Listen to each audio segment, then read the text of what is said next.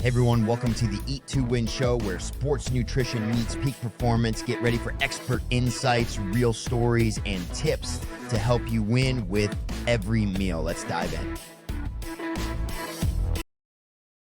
Hey, and welcome to the Eat to Win podcast show. I'm your host, Tavis Piatoli, and we're here to talk all things sports nutrition and how we help athletes win. Today, we're excited to welcome Lauren.thomas. She's a sports dietitian. She's also the US Performance Nutritionist for Maurten.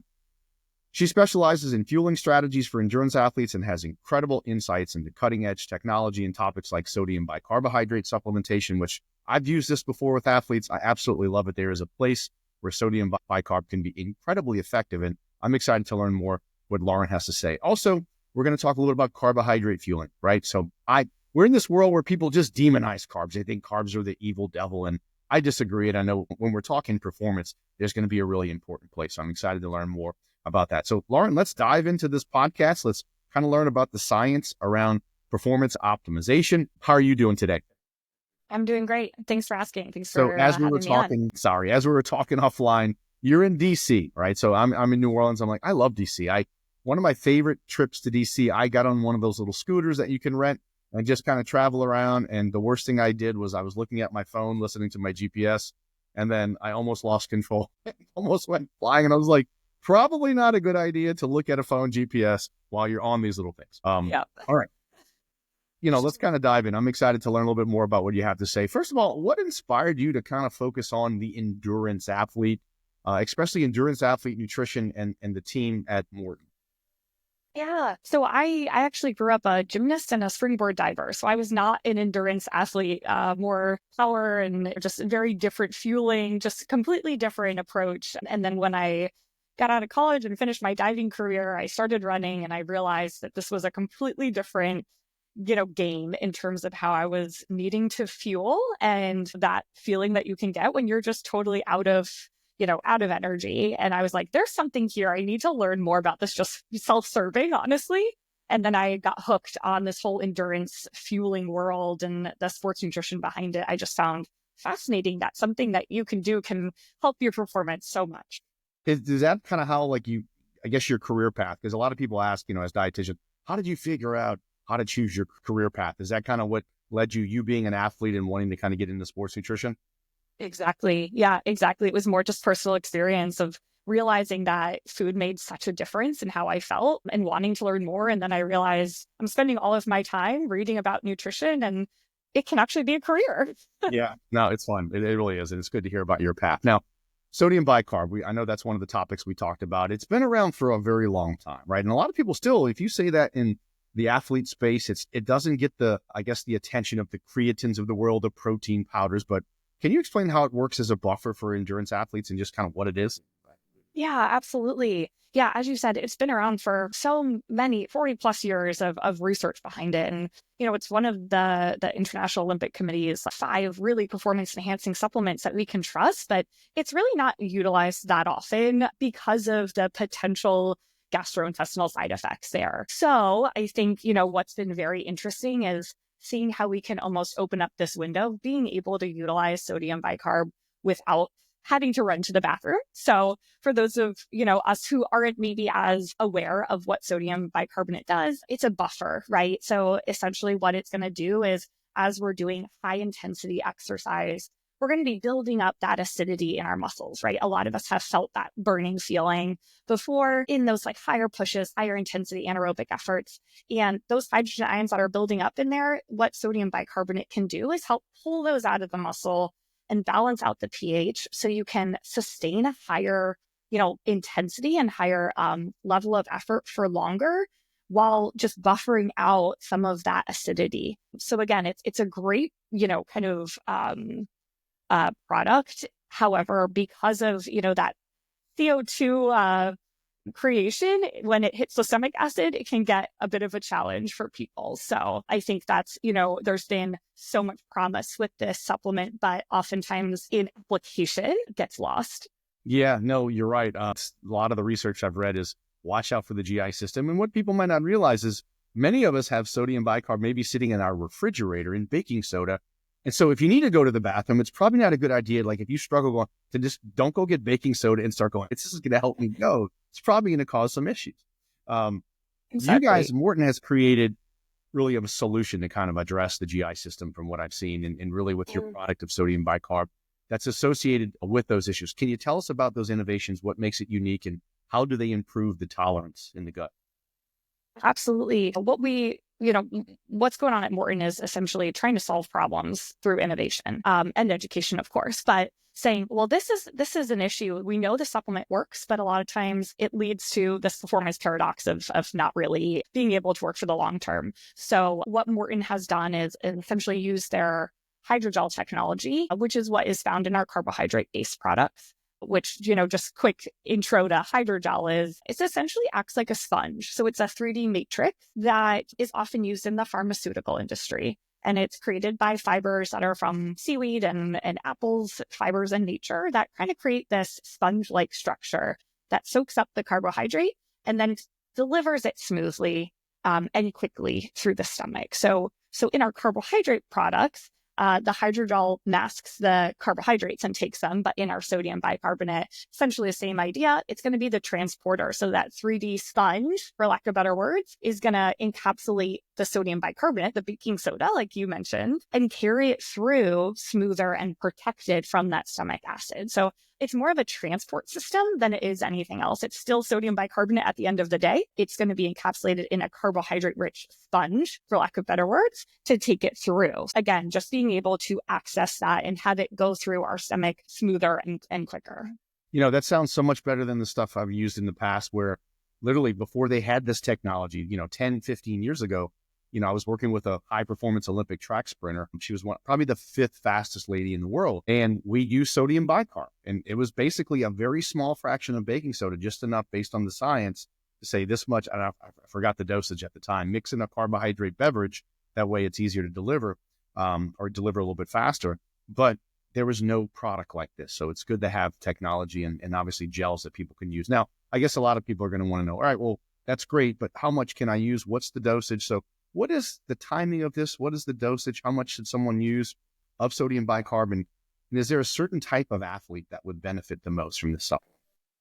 So the protocol is actually super important here, right? Because we want to be very specific with how to use it to mitigate the chances of any GI stomach side effects. So, we look at a couple things. The first thing is the timing, and that's, because we use what we call enteric-coated mini tablets. So they're a slower release mini tablet of sodium bicarbonate. We want to take that about 90 minutes to 2 hours before the exercise start or the race start. And we want to do that after we've eaten a meal, right? So we want to have food in our stomachs, wait 30, 60 minutes, have the sodium bicarbonate system, with Maurten, and then have about 2 hours to let those blood bicarbonate levels rise to their peak. So that time to peak, we're seeing about 90 minutes to 2 hours. And that way we know that when the gun goes off or when the race starts, you're getting the maximum benefit of buffering that you can get. We also offer many different sizes of the bicarb. So essentially what that means is the dosing is dialed into the athlete's weight. So we don't want to be guessing, right? We want to be really specific with this. And in the research, we're seeing about 0.2 to 0.3 grams per kilogram for the athlete's weight being the sweet spot. Going over that isn't necessarily going to give us additional benefit and probably just, again, risk of side effects there. So we have the dosing that is, dialed into the athlete's needs. And then we know that we're getting the amount that can give a benefit without necessarily, pushing the limit there. And then I would say in terms of the question of who does this benefit, I would say, really what we're seeing is athletes that are doing any quality anaerobic session. So maybe that's, on the track, doing a threshold workout, on the bike, a triathlete. That being said, swimmers, rowers, anyone that's doing those higher intensity ice hockey, like those times when you're going to be really pushing, recovering, that bicarb can really help with that buffering system and being able to enhance that, intensity for longer. Excellent. Yeah. So if young athletes, if you're listening, I know young athletes typically have a mindset of, ooh, I can take 5 grams. Let's take 10 or 15. This is not something you want to play around with and take 0.4 or 0.6 grams per kg because your stomach's going to be in severe GI stress. So be things like this and then follow the science, but also follow the dosage guidelines.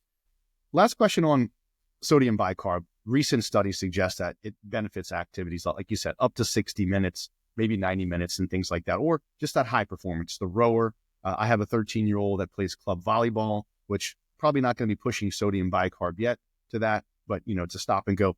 Any other research, or can you share some of the new research or just research on the implication around sodium bicarb and what it's showing?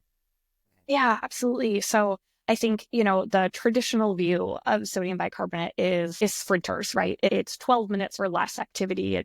It's only for those, shorter sessions. And I think, as we start to see athletes be able to tolerate sodium bicarb, we can see that oftentimes, potentially in the past, the research ended at 12 minutes because the side effects were so strong. So now that we've taken that out, I think, we're starting to see the application for longer periods of time. And when you start to think about endurance activity, oftentimes it's not a steady state, static, effort.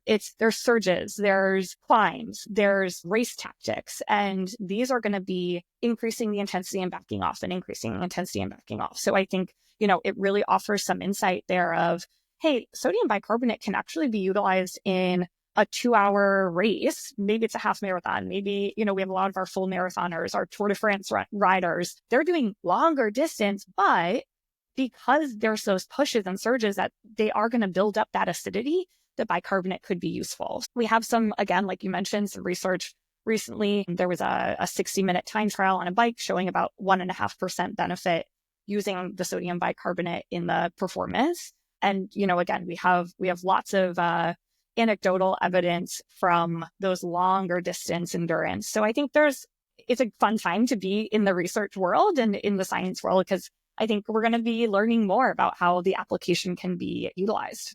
Well, when you mentioned Tour de France, it makes me think, wow, as they're getting deeper into that event, the climbs and going through, it's like, can we use this multiple times?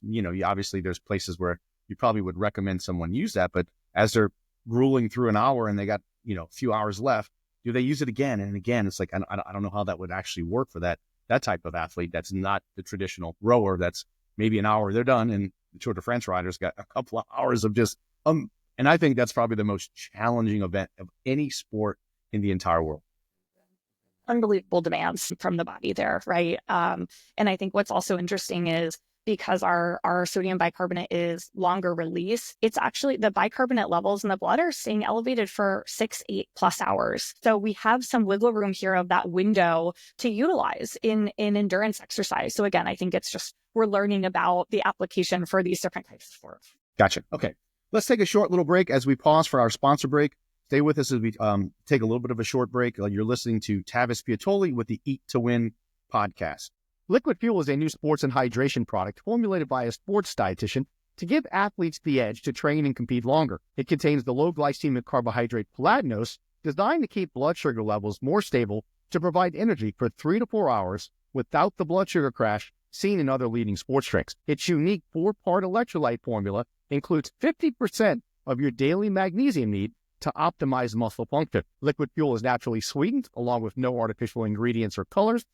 Currently being used by high school, collegiate, and professional teams, Liquid Fuel allows you to live life with the confidence knowing you're properly fueling your body. Visit drinkliquidfuel.com and use the code MSD10 to get 10% off your offer. All right, welcome back to the Eat to Win podcast, where we're jumping back right in with Lauren.thomas, sports dietitian for Maurten. We're talking about cutting edge strategies for endurance athletes. So let's kind of jump back into this topic. We're going to shift a little bit now as we move from sodium bicarb to now talking about carbohydrates, right? Carbohydrates, an important fuel for exercise. Some people are trying to do some of these, I don't want to say crazy diets, but they're eating carnivore, they're going completely keto, and then they're trying to have more power in endurance. And maybe we don't have enough research in some of those areas, but I know there's been a lot of research on the low carb ketogenic side, which didn't seem to really show any benefits for certain type of athletes. But when we look at carb fueling, there's a lot of incredible research.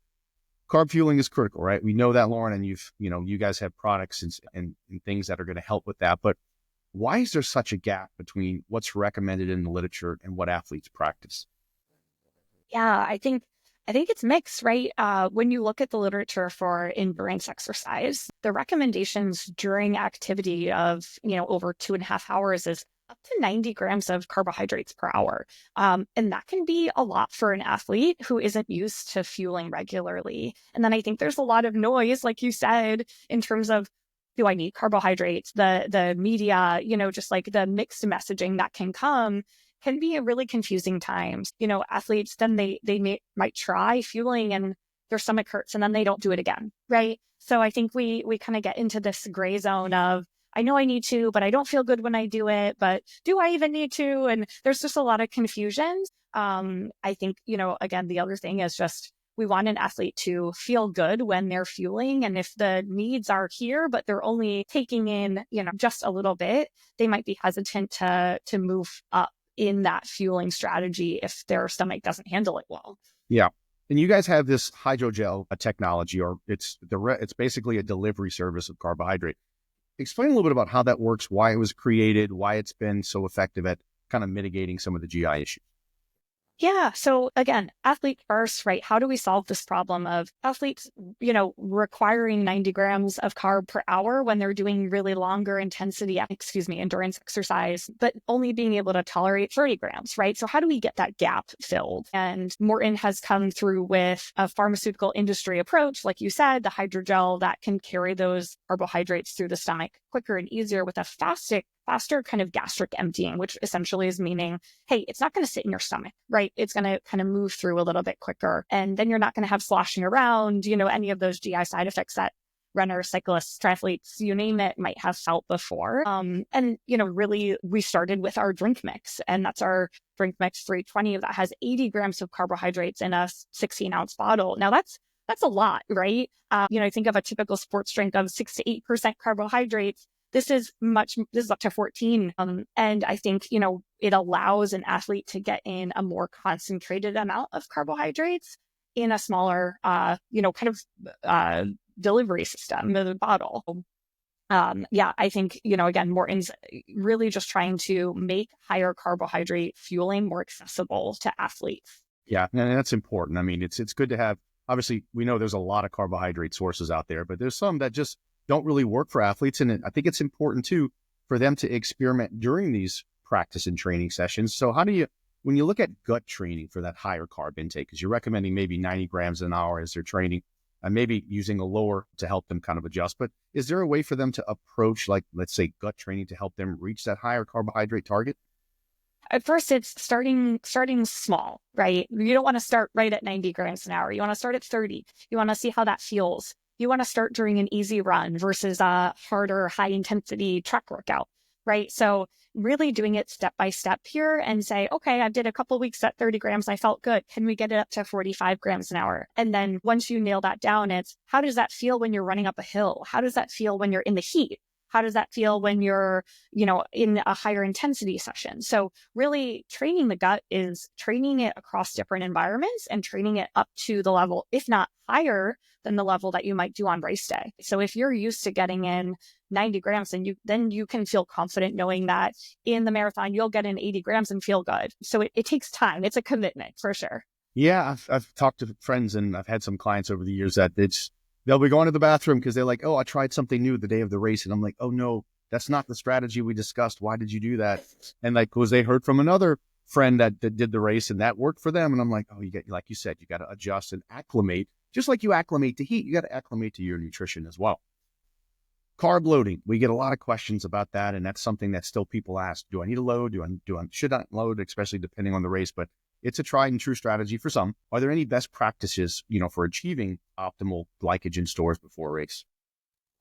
So if you're going to be doing an event that's over 90 minutes, it's probably worth looking at your carbohydrate intake in the 2 days before. And that might mean increasing it up to, maybe 10 grams per kilogram of body weight. That's a lot of carbohydrates. I think to simplify that for people, I try to say, all right, big picture, you're making 3/4 of your plate carbohydrates, and that's going to be lower fiber options, lower fat options to make room to get in all of that carb. I find, adding in beverages, like whether it's a sport drink like Maurten or something else, to just get in liquid calories to help you reach those higher amounts without feeling like so full and just like eating your body weight in pasta, which, can be fun, but maybe not feel so good on race days. Really dialing in those 36 hours before carbohydrates are going to be the name of the game there, and it'll really pay off come the race day that your glycogen stores are saturated. See, I was going to ask, you mentioned pasta. And I was like, this is a perfect way for me to be a little funny and make this even enjoyable. So for my 90-minute workout sessions, where in the morning, we're probably 20 minutes, or the sauna, the hot tub recovering.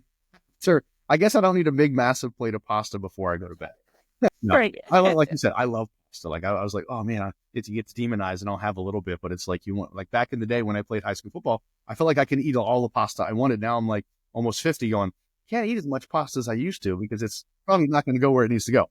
All right. Right. Let's a couple more questions I want to kind of dive in. We've talked about sodium bicarb, but let's kind of compare the two, sodium bicarb versus carb. I mean, sodium, it's kind of funny. Sodium bicarb versus carbohydrates. It's almost kind of sound like the same thing. You mentioned it gives you that extra 1% for the sodium bicarbonate, but can you elaborate why it's critical to maybe prioritize carbohydrate fueling first?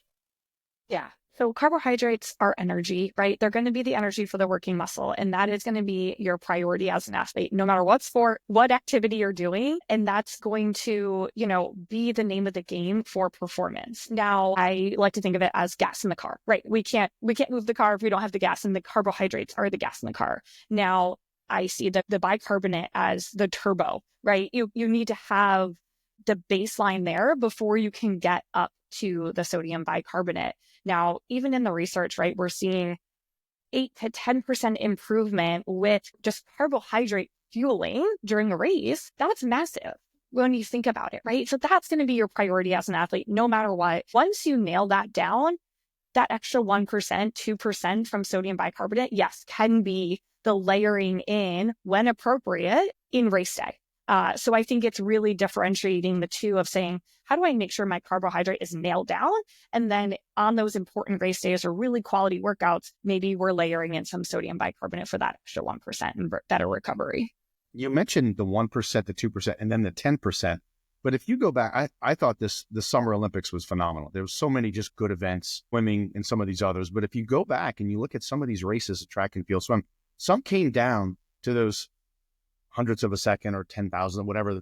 I can't do math anymore. I used to do math really well, but now it's like I don't remember all the decimal. Anyway, they were very close, right? Split seconds to win. But that's where that 1 or 2% comes in, where you're like, will this give me that little edge where I touch the wall before my, is it gold or silver?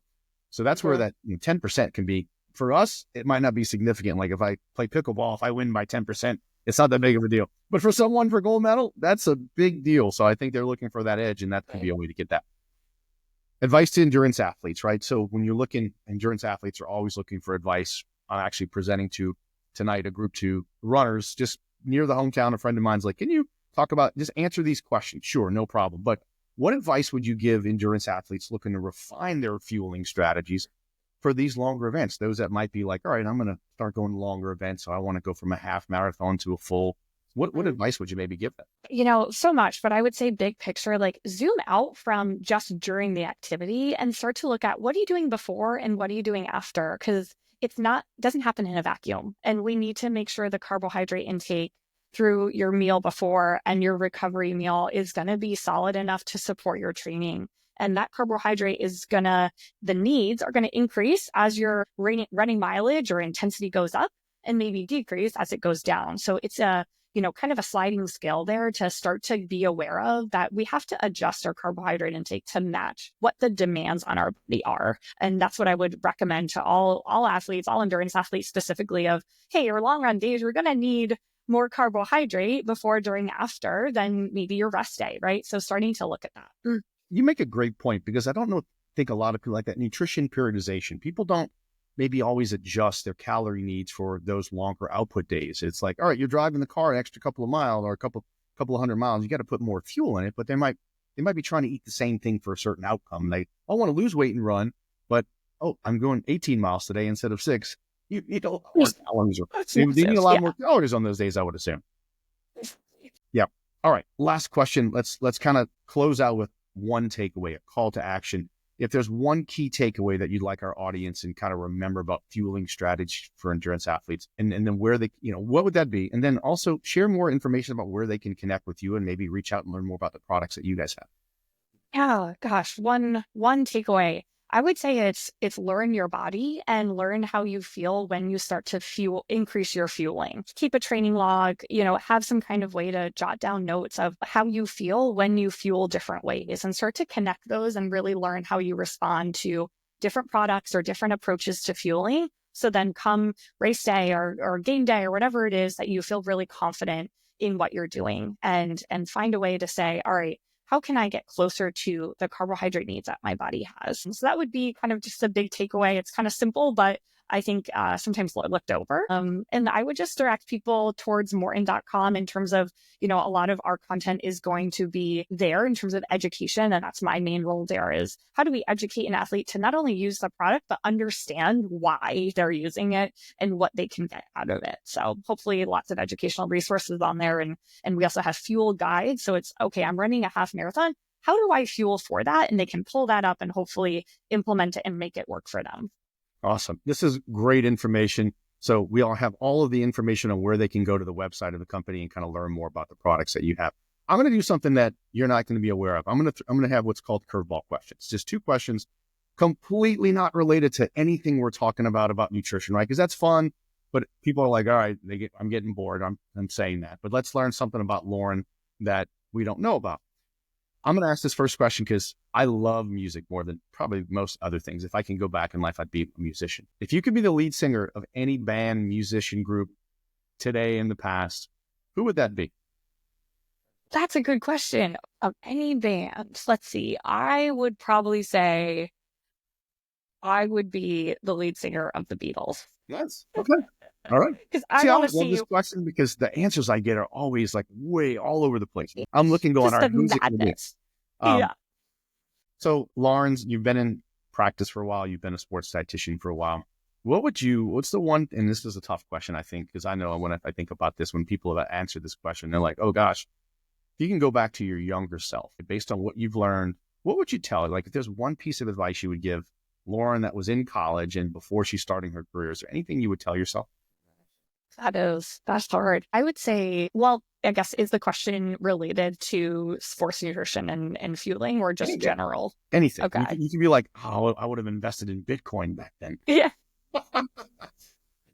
Yeah. I think it's just really not being afraid to lean on mentors and really learn from the people that are several years ahead, if not more, and just be able to soak in information more. I think I was very hesitant and nervous to, pick the brains of people that have been in the shoes that I want to get in. And that would have been something that just builds your awareness. And as I've, kind of grown throughout my career, realize the importance of mentors and those who are in the field that maybe you want to get into, even if you don't know what you're going to ask. They'll just build a relationship and start to learn from them, because I think those experiences can just enrich, your own understanding. So that would be my advice. That's phenomenal advice. And if you're a young RD or in any profession, especially around sports medicine, reach out to as many people as you possibly can. Volunteer. I think that will get you to so many different places, and they see that work ethic. So Lauren, thank you so much for your time, expertise today. It's just a phenomenal episode. We really appreciate you being here. Thank you for having me. Appreciate it. That's it for today's episode of the Winner's Circle and the Eat to Win podcast show. A huge thank you to Lauren.Thomas for sharing her expertise on fueling strategies for endurance athletes. If you enjoyed today's episode, don't forget to like, subscribe, and share with your community. Until next time, keep winning. Thanks for joining us on the Eat to Win show. Remember, every meal is a step toward victory. Until next time, stay strong and keep winning.